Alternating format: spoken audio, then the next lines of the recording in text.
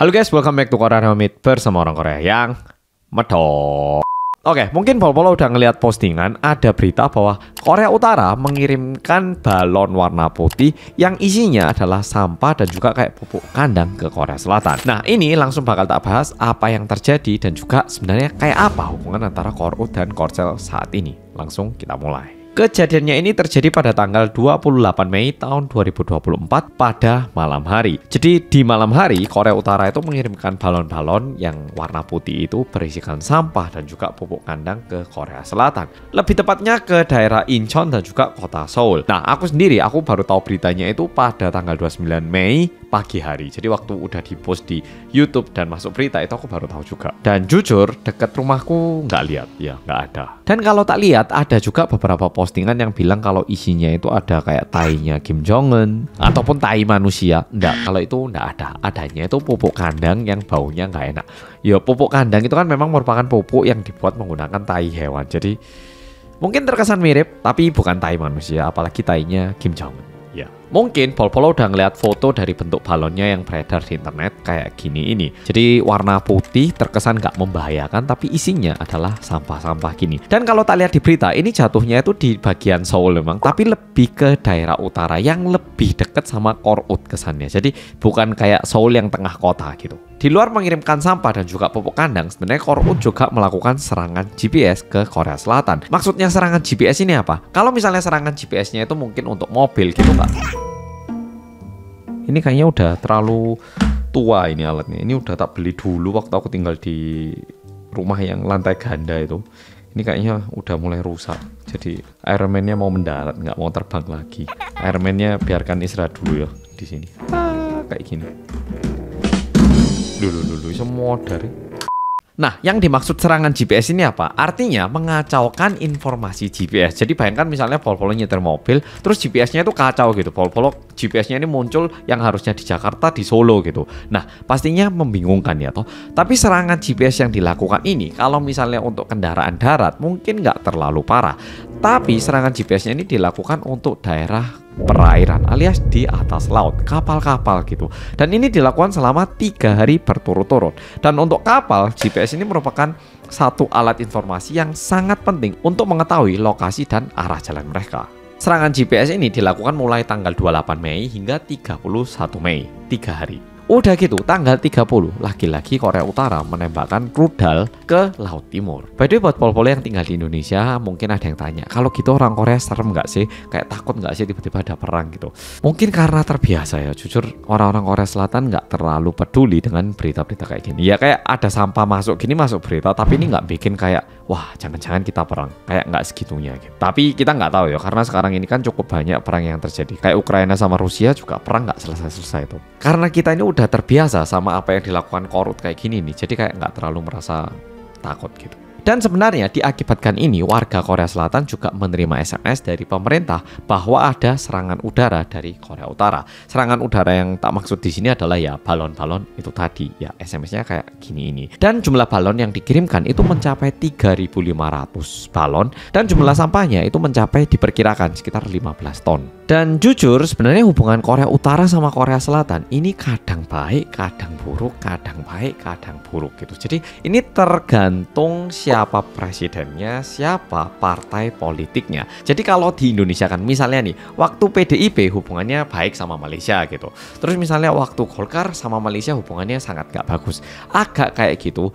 Jadi kayak waktu Presiden Moon Jae-in hubungan Korut sama Korsel gak terlalu buruk. Buktinya waktu itu ada foto dan juga video yang menunjukkan bahwa Presiden Korsel sempat nyebrang ke Korut dan juga sebaliknya. Tapi memasuki zaman kepresidenannya Yoon Seok-yeol, hubungan Korut sama Korsel bisa dibilang agak lumayan memburuk. Iya.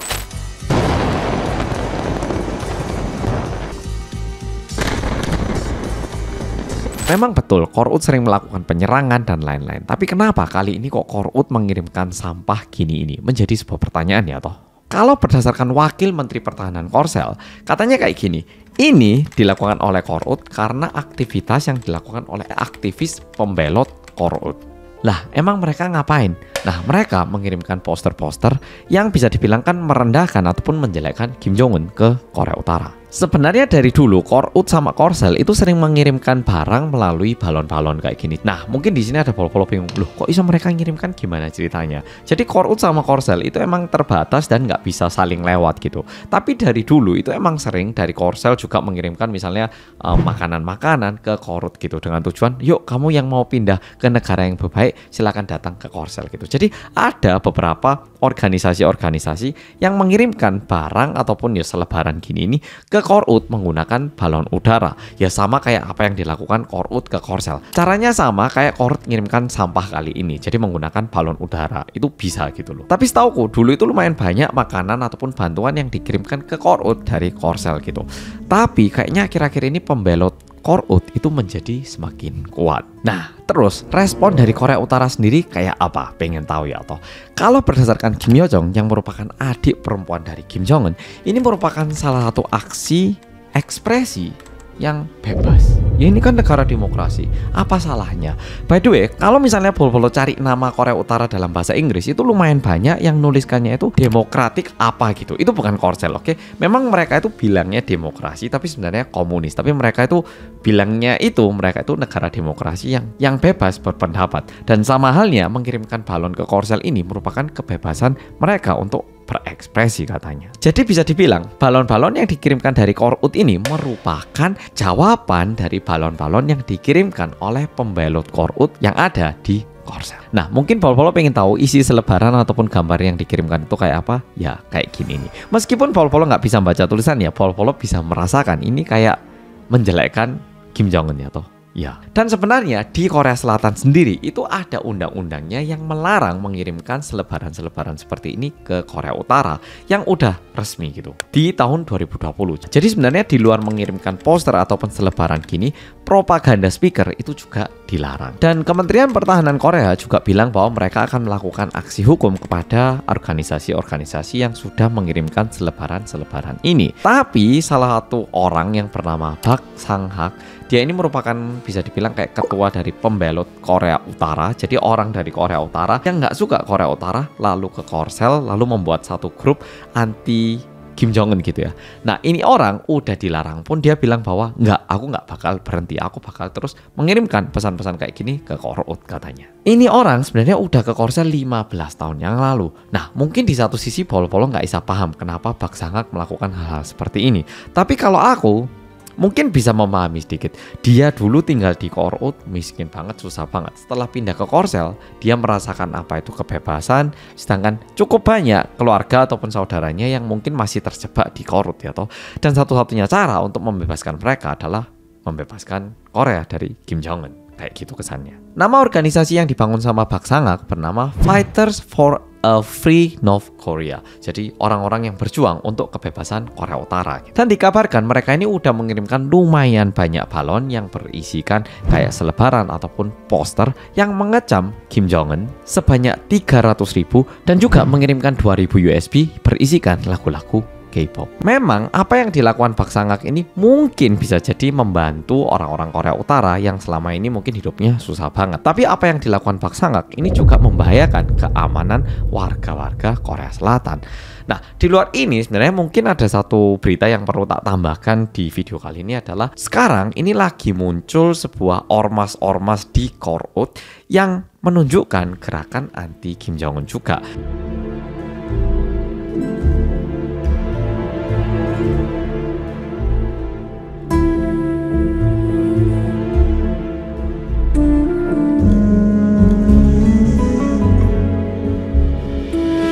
Nah, jadi mereka ini mengirimkan video ke Korsel gitu, menunjukkan video bahwa mereka ini mulai melawan ada gerakan anti Kim Jong Un gitu.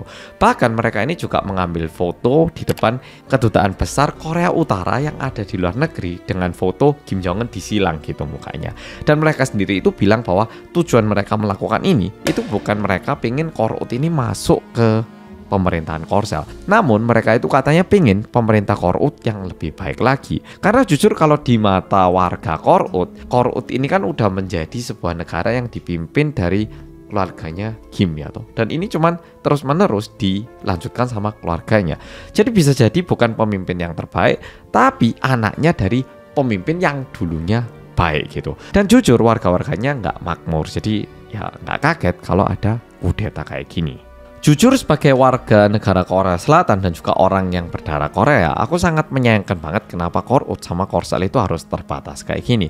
Kalau misalnya Korsel sama Korut itu kegabung, bakal indah banget ya. Polo-polo liburan ke Korsel, naik kereta bisa sampai ke Eropa, kemana. Dan mungkin bisnis yang dilakukan di Korea sendiri bakal berkembang lebih banyak lagi. Tapi kenyataannya hubungan Korut sama Korsel ini kayak dari tahun 1953 hingga saat ini, yo perang dingin terus kayak gini. Dan mungkin buat pol-pol yang masih nggak tahu, Korut sama Korsel ini bukannya udah berpisah atau gimana, kita ini berada dalam kondisi perang dingin. Jadi misalnya Ukraina sama Rusia, mereka ini kan perang terus selama 2 tahun terakhir.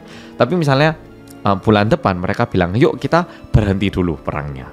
Dan itu yang terjadi di Korea Utara dan Korsel. Kita nggak pernah bilang kayak kita ini bersatu ataupun berpisah, tapi lebih tepatnya kita berhenti perang. Jadi perang dingin. Ya, jadi kayak gitu. Jadi video kali ini sampai di sini. Berharap Korut sama Korsel hubungannya bisa membaik. Makasih polo-polo udah nonton video kali ini. Dan jujur, polo-polo harus bersyukur bisa tinggal di Indonesia yang aman, nggak ada ancaman perang kayak Korsel gini. Sungguhan. Makasih sudah nonton video kali ini dan sampai jumpa di video berikutnya.